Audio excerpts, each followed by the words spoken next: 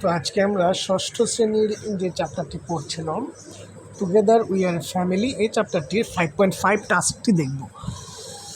চলো এখানে দেখা যাক কি রয়েছে। Look at the grid below. It shows the household chores of Anamika's family. Read the passage again and put a tick to show who does the work.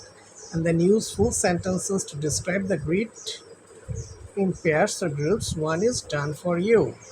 অর্থাৎ নিচে যে গ্রিডটি দেওয়া আছে এই হচ্ছে সেই গ্রিডটি। এটিতে অনামিকার পরিবারের গৃহস্থলীর কাজ কে কোনটা করে সেটি দেখানো হয়েছে। প্যাসেজটি পড়ে সেখানে টিকচিহ্নের মাধ্যমে দেখাতে হবে কোন কাজটি তাদের পরিবারে কে করে। তারপর দলে বা জোড়ায় পূর্ণ বাক্যের মাধ্যমে গ্রিডটিকে বর্ণনা করো। সেক্ষেত্রে একটি প্যাসেজের মতো লিখতে হবে যে কে অনামিকার বাড়িতে কে কোন কাজটি করে। এজন্য প্রথমে আমরা আগে এই গ্রিডটি ফিল আপ করে দেখি কে কোন কাজটি করে। যেমন কুকিং, অনামিকার বাড়িতে কুকিংয়ের কাজটি কে করে। আমরা প্যাসেজে দেখেছি দুজনেই কিন্তু যদিও মূলত তাদের মা কাজটি করে, অনেক সময় তাদের বাবাও মা ব্যস্ত থাকলে সে কাজটি করে। তো এক্ষেত্রে আমরা দুজনের ঘরেই টিক দিতে পারি এটিতে। তো এখানে আমরা ফাদার মাদার দুই জায়গায় টিক চিহ্ন দিতে পারি। কুকিং, ওয়াশিং ক্লোথস, তাদের ফ্যামিলিতে কাপড় ধোয়ার কাজটি কে করে। তো চলো সেটি আমরা প্যাসেজে একটু দেখে নিই। তো প্যাসেজে আমরা দেখতে পাচ্ছি তারা নিজেদের কাপড় চোপড় নিজেরাই অনেক সময় ধোয়ার চেষ্টা করে। সো এক্ষেত্রে আমরা বলতে পারি প্যাসেজ ওয়াশিং ক্লোথস এই কাজটি মূলত অনামিকা এবং তার মা সাধারণত করে থাকে।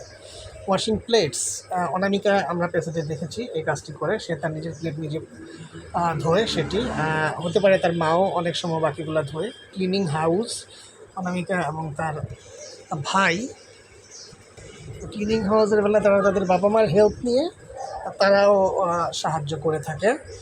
সো তাদের বাবা মা করে এবং ভাই বোন সবাই করে মূলত ক্লিনিংয়ের কাজটি। এবং সব শেষে যদি আমরা দেখি এক্সপ্রেসিং অপিনিয়নস, মতামত প্রকাশ, এবং তাদের ফ্যামিলিতে সবাই মতামত প্রকাশ করতে পারে, সেই ক্ষেত্রে আমরা সবার ঘরে টিক চিহ্ন দিতে পারি।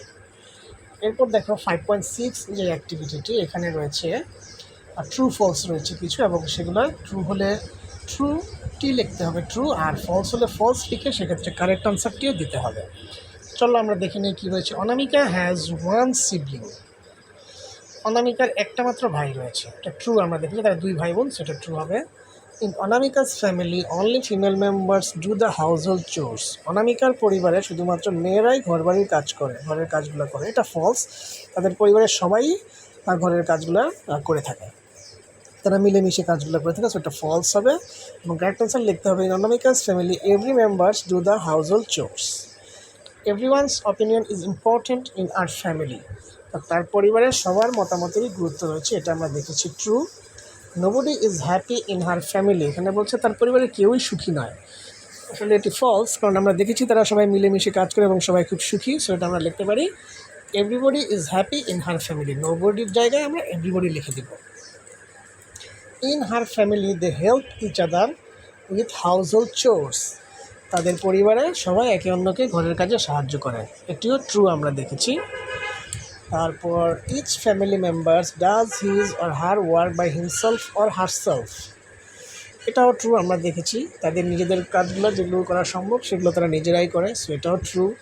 দে help each other in solving problems, বিভিন্ন সমস্যায় তারা একসাথে একে অন্যকে সাহায্য করে, এটিও ট্রু, তো ট্রু হবে। The family members show respect to each others opinion, পরিবারের সদস্যরা একে অন্যের মতামতকে শ্রদ্ধা করে, এটিও ট্রু আমরা দেখেছি। সো এটাও আমরা এখানে ট্রু লিখে দিতে পারি। আমরা আগামী ক্লাসটিতে আমাদের এই চ্যাপ্টারটি শেষ করব, বাকি যে অ্যাক্টিভিটিগুলো রয়েছে